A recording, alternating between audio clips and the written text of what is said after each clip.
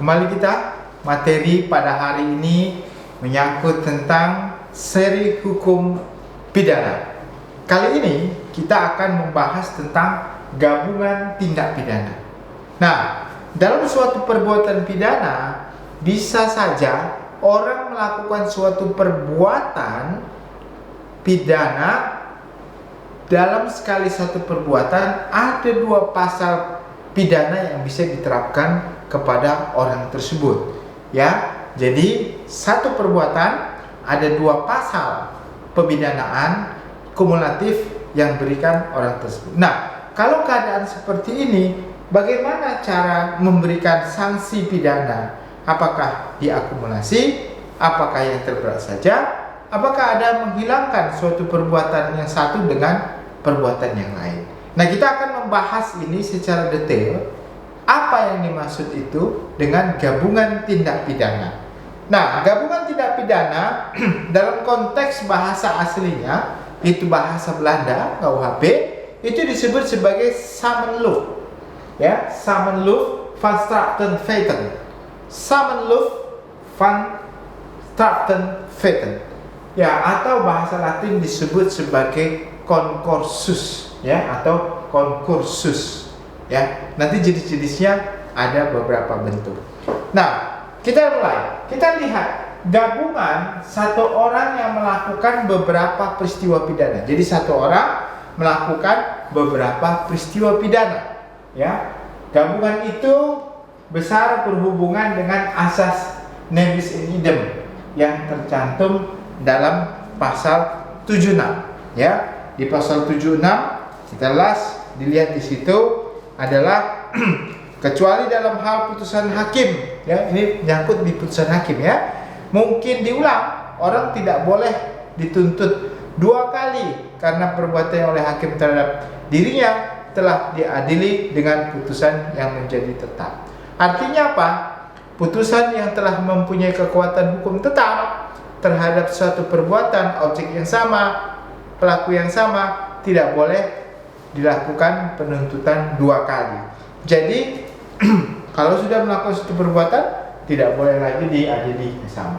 Menempatkan gabungan itu dalam pembahasan mengenai ukuran untuk beratnya hukuman, ya. Jadi gabungan tindak pidana ini akan mencari dan menentukan berapa besar hukuman tersebut, ya.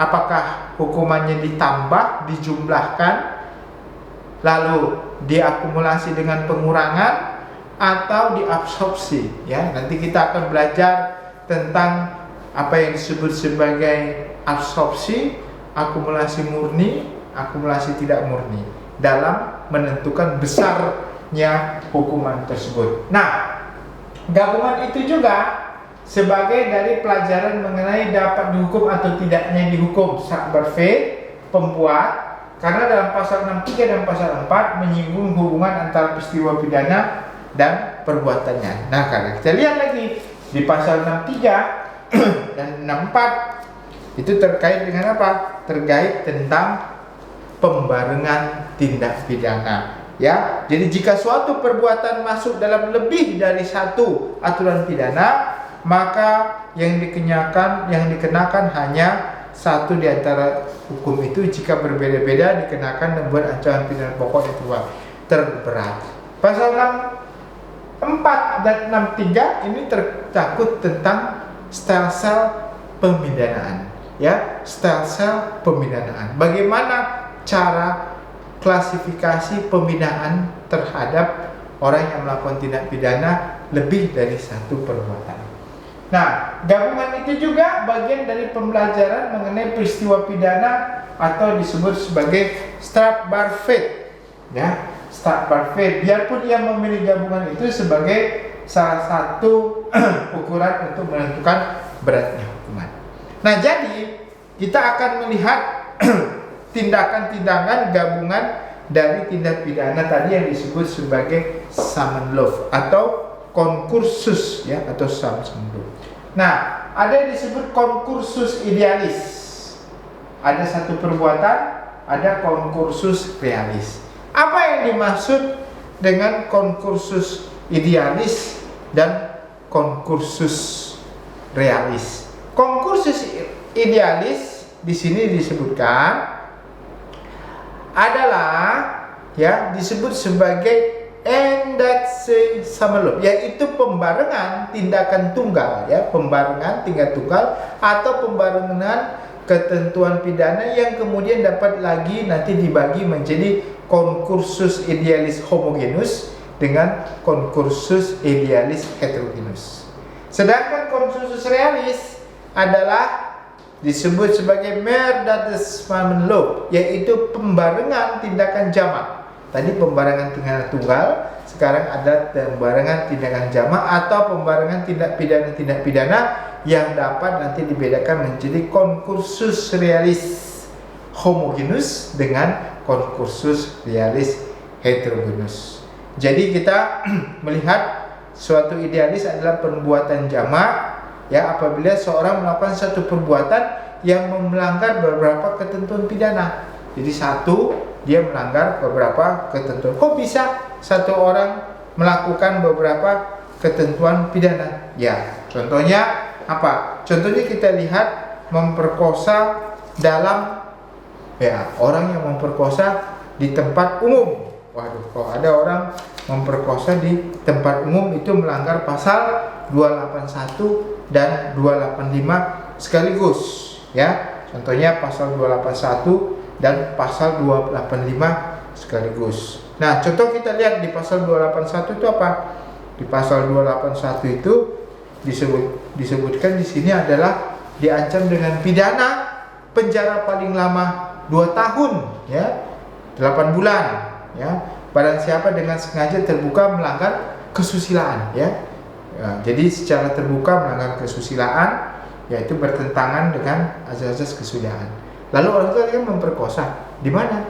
Di tempat umum. Nah, itu pasal 281, di tempat umum nggak boleh, pemerkosaannya diatur dalam pasal 285. Barang siapa dengan kekerasan atau ancaman kekerasan memaksa orang wanita bersetubuh dengan dia di luar perkawinan, diancam dengan melakukan pemerkosaan paling lama 12 tahun, 12 tahun.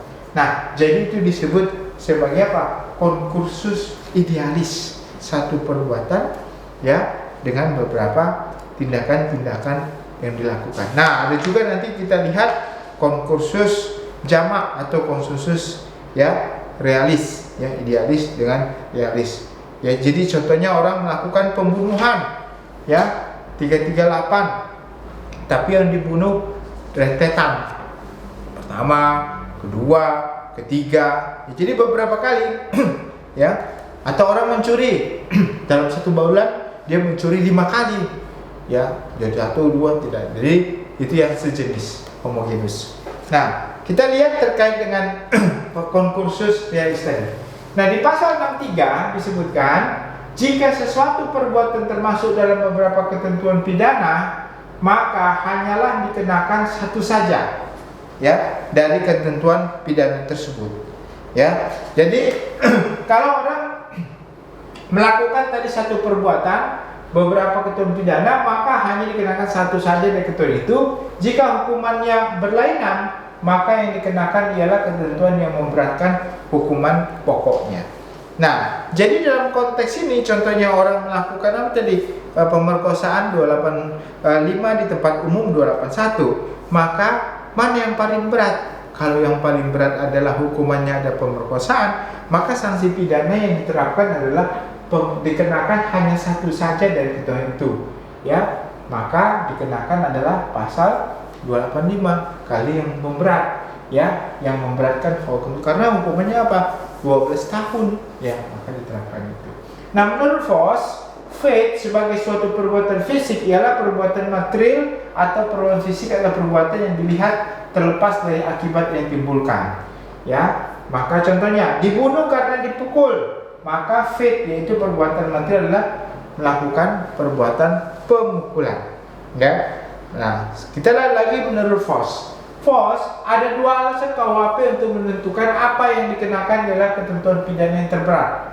Pertama, barang siapa telah memberatkan diri untuk mengadakan delik yang lebih berat, tidak akan mundur apabila ia kemudian mengetahui bahwa pada saat ia melakukan delik lebih berat itu sekaligus juga akan melakukan suatu delik yang lebih ringan. Ya, jadi dia menyadari kalau dia melakukan suatu perbuatan yang lebih berat, maka yang lebih ringan juga akan diketahuinya juga, maka ini dihukum lebih berat. Maksimum hukuman yang ditentukan dalam ketentuan pidana ditujukan sehingga penghukuman peristiwa pidana yang paling berat sehingga dilakukan satu delik yang lebih ringan sekaligus. Tidak boleh dijadikan alasan untuk memperberat hukuman. Nah, jadi hukumannya adalah hukuman yang paling berat. Kita lihat contohnya, ya, khusus untuk konkursus idealis, ya. Nah, kita lihat di ketentuan pasal 187, orang membakar rumah, ya, membakar rumah, atau kita lihat melawan seorang pegawai negeri, ya, melawan seorang pegawai negeri dengan kekerasan. Nah, kalau kita melawan pegawai negeri yang sedang kekerasan, ada dua kesalahan kita, yaitu ya melawan petugas yang sedang menjalankan tugasnya lalu melakukan kekerasan, ya. Di pasal 212 itu nggak boleh. 212 dilarang orang melakukan pelanggaran ataupun melawan petugas yang sedang melakukan tugasnya, ya. Lihat, barang siapa dengan kekerasan atau ancaman kekerasan melawan seorang pejabat yang sedang menjalankan tugas yang sah, nah nggak boleh, ya. Nah, maka ada hukuman. Nah, apalagi menganiaya petugas yang sedang melaksanakan tugasnya, yang menganiaya dengan pasal 351, maka ada dua. Nah, pertanyaannya, hukuman denda yang paling berat atau hukuman pidana yang paling berat apa? Di pasal 21 hukumannya 1 tahun 4 bulan. Tapi kalau kita lihat di pasal 351 terkait dengan tindak pidana tersebut, hukumannya tergantung apakah dia mengakibatkan luka berat, bisa 5 tahun, mati 7 tahun. Kalau enggak, ya dia pidana penjaranya 2 tahun. Nah, paling berat mana? 351. Maka hukuman yang diterapkan adalah 351. Nah, jadi satu perbuatan sekaligus dilakukan, ya, tapi ada dua sanksi pidana. Itu namanya adalah pembarengan perbuatan yang hukumannya nanti ditujukan kepada satu saja hukuman atau diakumulasi dengan hukuman tersebut. Nah, kita lihat lagi di sini. Voss berpendapat bahwa hanya dalam dua hal saja dapat terjadi konkursus idealis, ya. Konkursus idealis pertama, dalam hal dari luar kelihatan hanya satu peristiwa saja, yaitu hanya satu perbuatan saja, dan dari luar kelihatannya hanya satu akibat saja. Sebenarnya kalau tadi kita orang memperkosa orang di tempat umum, orang di tempat umum adalah melanggar kesusilaan, memperkosa adalah suatu perbuatan, tapi sekaligus, ya. Jadi seakan-akan dilihat kelihatannya hanya satu perbuatan, memperkosa saja, padahal dia ada perbuatan pidana lain. Apa? Nggak boleh mempertontonkan asusila di tempat umum. Nah, itu.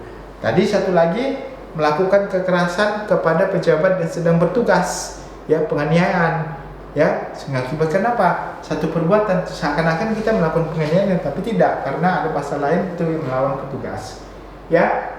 Yang lebih melakukan dari luar kelihatan beberapa akibat, tetapi masih salah satu di antara peristiwa-peristiwa itu adalah kondisi sine qua non. Jadi kondisi yang merupakan keharusan dari perbuatan tersebut. Contohnya apa? Contohnya begini, ada orang mau mencuri, ya, mencuri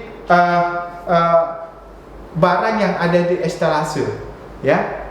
Untuk dapat dia mencuri, dia harus menghancurkan dulu estalase tersebut, ya. Dia harus menghancurkan kaca. Nah, ada dua pidananya. Pertama adalah apa? Mencuri. Yang kedua adalah merusak barang, ya, dengan menghancurkan kaca tersebut. Tapi itu bagian dari kondisio sine qua non. Kalau dia tidak memecahkan kaca tersebut, maka dia tidak bisa mengambil barang tersebut. Nah, itu yang disebut sebagai salah satu di antara peristiwa itu adalah kondisio sine qua non, keadaan yang harus dilakukan untuk mencapai tujuannya tersebut. Nah, Van Hemel, Simon, Zevenberg, ya, konkursus idealis meliputi semua perkara pidana yang terjadi karena dengan dilakukannya hanya satu peristiwa materi saja yang merupakan pelanggaran beberapa ketentuan pidana. Jadi sebenarnya tujuannya cuma satu, tadi memperkosa, satu, kedua menganiaya pegawai, ketiga mau mencuri, satu tujuan, tapi untuk mencapai tujuan itu dia harus melakukan suatu perbuatan tertentu. Itu yang disebut sebagai konkursus idealis. Nah, konkursus idealis tersebut ada dibagi dua, ya. Pertama yang disebut sebagai konkursus idealis homogenus dan konkursus idealis heterogenus. Apa bedanya? Nah, kalau kita lihat, konkursus idealis homogenus adalah suatu perbuatan yang melanggar peraturan pidana beberapa kali. Contohnya, dengan satu kali menembak, ya orang kan menembak ya, menyebabkan kematian 2 orang sekaligus.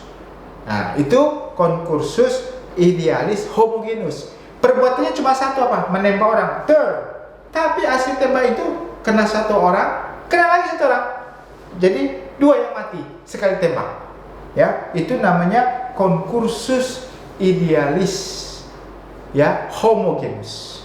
Jadi satu menembak melanggar 2 kali pasal pembunuhan 338. Ya, yang kedua yaitu konkursus idealis heterogenus. Ya, dengan satu perbuatan melanggar beberapa peraturan tadi seperti tadi ya. Contohnya tadi orang yang memperkosa di tempat umum tadi, ya, pasal 281 dan 285. Jadi konkursus idealis dalam pasal 63 KUHP ini ya dikenakan satu perbuatan yang kondisio sine qua non. Kondisio sine qua non. Nah, kita lihat sekarang konkursus realis. Apa itu konkursus realis? Ya, dikatakan di sini John Cash secara negatif mengatakan segala hal yang tidak merupakan konkursus idealis. Jadi yang bukan tadi definisi tadi, itu semuanya adalah konkursus realis. Ya, KUHP menyinggung konkursus realis dalam pasal 65 dan 66 yang disebutkan gabungan dari beberapa perbuatan yang masing-masing harus dipandang sebagai perbuatan sendiri-sendiri dan yang masing-masing menjadi kejahatan. Jadi perbuatan itu adalah perbuatan sendiri-sendiri, dianggap sebagai suatu perbuatan sendiri-sendiri, ya, sebagaimana dimaksud dalam pasal 65 dan pasal 66 di situ. Nah, kita lihat lagi. Voss berdasarkan kedua pasal tersebut membuat definisi konkursus realis yang terjadi dalam hal ini beberapa fakta yang harus dipandang sebagai perbuatan sendiri-sendiri, ya, yang masing-masing merupakan peristiwa pidana. Tidak perlu fakta itu semacam sejenis, ya. Juga tidak perlu ada hubungan antara fakta-fakta itu. Pembuat dalam pasal 65 ya disebutkan, pembuat dalam pasal 65 dikatakan di sini dan 66 tidak boleh ditafsirkan menjadi perbuatan material, ya, tidak boleh dianggap sebagai perbuatan material. Nah, kita lihat di pasal 65 di sini dikatakan dalam hal pembarengan beberapa perbuatan yang harus dipandang sebagai perbuatan yang berdiri sendiri sehingga merupakan beberapa kejahatan, ya, yang diancam dengan pidana pokok yang sejenis.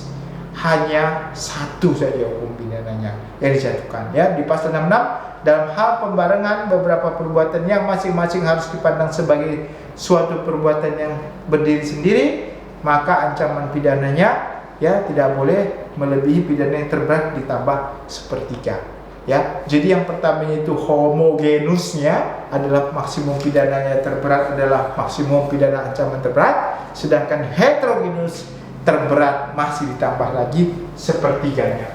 Nah, kalau kita lihat di sini, ya, KUHP sistemnya konkursus realis mengenal 3 ukuran untuk menentukan beratnya.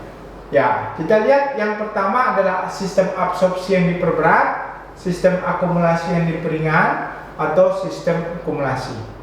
Ya, nah konkursus realis dibedakan perbedaan antara apa? Kejahatan-kejahatan yang diancam dengan hukuman-hukuman utama yang sejenis. Yang tadi ini namanya homogenus, ya, sedangkan yang berbeda adalah heterogenus. Maksimum hukumannya adalah yang tertinggi yang ditentukan untuk perbuatan itu, akan tetapi tidak boleh lebih dari hukuman maksimum tinggi yang ditentukan untuk perbuatan itu, dan akan tetapi boleh lebih dari hukuman maksimum yang paling berat nanti ditambah sepertiganya, ya, ayat 2-nya. Jadi, nah, konkursus realis, ya, dibagi 2 lagi. Pertama namanya konkursus realis homogenus, ya. Jadi ada satu perbuatan yang dilakukan berulang-ulang. Yang kedua adalah konkursus realis heterogenis. Jadi contoh ya, apa itu contohnya konkursus realis homogenus? Ya, contohnya dalam sebulan seseorang mencuri sebanyak 5 kali, ya.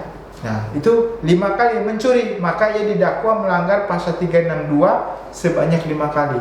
Hari ini mencuri, minggu depan mencuri, nah, setelah didapat sebagai pelaku tindak pidana, korbannya banyak sekali, ya. Maka hukumannya apa? Hukumannya cuma sekali, yang terberat, ya, dari hukuman yang terberat tersebut. Nah, kalau heterogenus, ya, contoh, ya, seseorang melakukan perbuatan melanggar beberapa ketentuan pidana. Contohnya apa?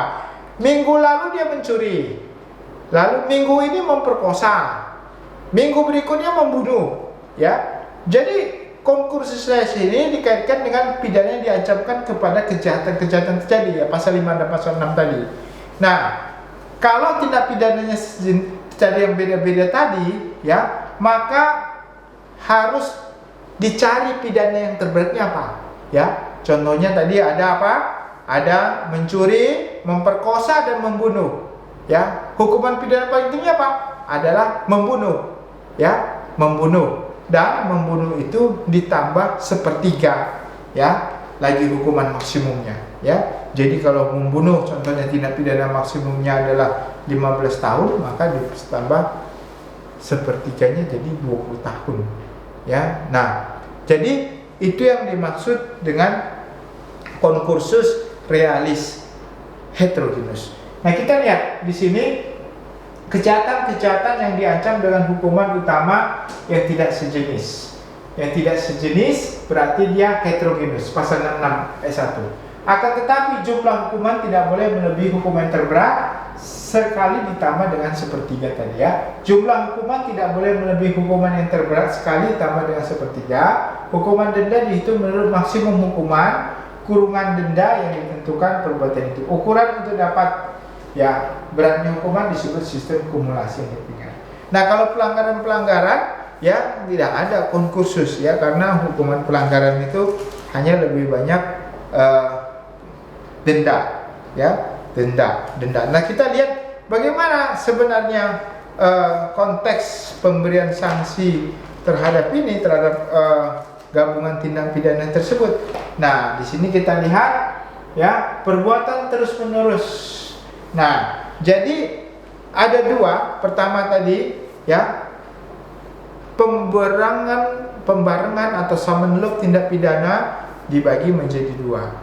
Pertama ada yang disebut sebagai gabungan tindak pidana samenelup sebagai konkursus idealis dan konkursus realis. Konkursus idealis dibagi menjadi dua, konkursus idealis homogenus dengan konkursus idealis heterogenus. Hukumannya bagaimana? Kalau konkursus idealis, ya, itu satu jenis saja hukumannya. Kalau yang heterogenus, ya, diambil hukuman yang paling berat. Nah, dalam konteks konkursus realis yang homogenus, yang diambil ada satu hukuman. Kalau heterogenus adalah hukuman terberat ditambah 1/3-nya.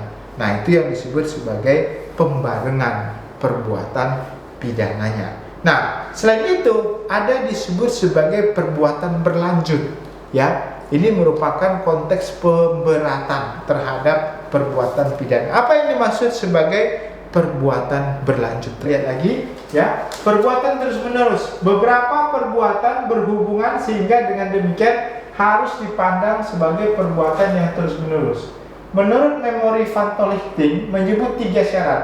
Harus ada keputusan kehendak dari pembuat yang melanggar peraturan pidana yang bersangkutan dan yang menjadi sumber delik-delik yang dilakukan. Delik-delik itu harus sejenis dan waktu antara saat dilakukan tiap-tiap delik itu tidak boleh terlalu lama. Nah, ini namanya apa? Ini namanya adalah perbuatan berlanjut. Yang berikutnya adalah itu pengulangan.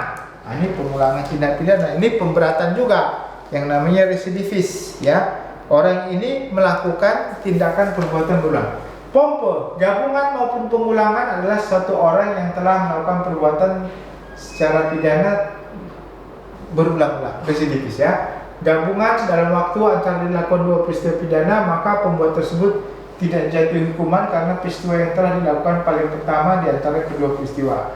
Pengulangan pembuat tersebut telah dijatuhkan hukuman karena peristiwa hukuman pidana telah dilakukan paling pertama di antara kedua peristiwa itu. Nah, jadi ini adalah pengulangan. Kalau melakukan pengulangan, hukumannya ditambah sepertiga. Ya, harusnya ditambah sepertiga. Nah, pertanyaan, Pak, kok ada orang yang residivis melakukan suatu tindak pidana hukumannya lebih ringan? Tidak seperti itu. Ya, harusnya hukumannya lebih berat. Ya, dalam satu orang telah melakukan beberapa peristiwa pidana, timbul tiga kemungkinan, yaitu gabungan apabila dalam waktu di antara dilakukannya dua peristiwa pidana. Paling pertama di antara kedua peristiwa pidana itu ada yang peringan hukuman karena tidak selalu dapat ditetapkan jumlah besar yang maksimum, adanya pengulangan, lalu ada lagi ditetapkan hukuman ya, tetapi kalau itu bukan satu hukuman yang tidak dapat diadakan. Nah, kita lihat di sini dalam ilmu hukum modern diadakan satu pembagian jelas. Pengulangan kebetulan sudah cukup dijalankan peraturan pengumuman biasa, tidak diperlukan peraturan pengumuman. Ini pengulangan tindak pidana. Nah, kalau pengulangan tindak pidana, ya, apakah spesial? Ada dua pengulangan tindak pidana. Apa dia spesial revidisis atau pengulangan umum? Ya, tidak perlu delik yang dilakukan terlebih dahulu dengan delik dilakukan kemudian, atau pengulangan khusus. Deliknya harus sama. Ya, jadi ada residivis umum dan residivis khusus. Nah, kalau lihat di sini di bab 4 KUHP tentang gabungan perbuatan yang dapat dihukum, ya, bab 6 ya, dalam bab 6 KUHP tentang gabungan yang perbuatan yang dapat dihukum seseorang. Ya, ini masih konteksnya tadi, satu perbuatan melakukan beberapa tindakan pidana, concursus idealis. Ini beberapa perbuatan yang masing merupakan tindak pidana di pasal 64. Lalu seseorang yang melakukan beberapa perbuatan yang tidak ada hubungan satu sama lain, ini gabungan concursus idealis. Gabungan kejahatan pelanggaran pasal 70, pengaturan jika beberapa tindak pidana tergabung mengenai pelanggaran atau kejahatan bersama-sama, maka tiap tindakan pidana pelanggaran dijatuhkan hukuman tanpa pengurangan. Ayat 2 menentukan bahwa mengenai pelanggaran jumlah hukum kurangan sebagai hukuman pokok, sebagai hukuman pengganti tidak boleh melebihi 1 tahun 4 bulan. Demikian juga hari ini, mudah-mudahan ini memberikan pencerahan kepada kita perihal tentang gabungan tindak pidana. Terima kasih, semoga bermanfaat.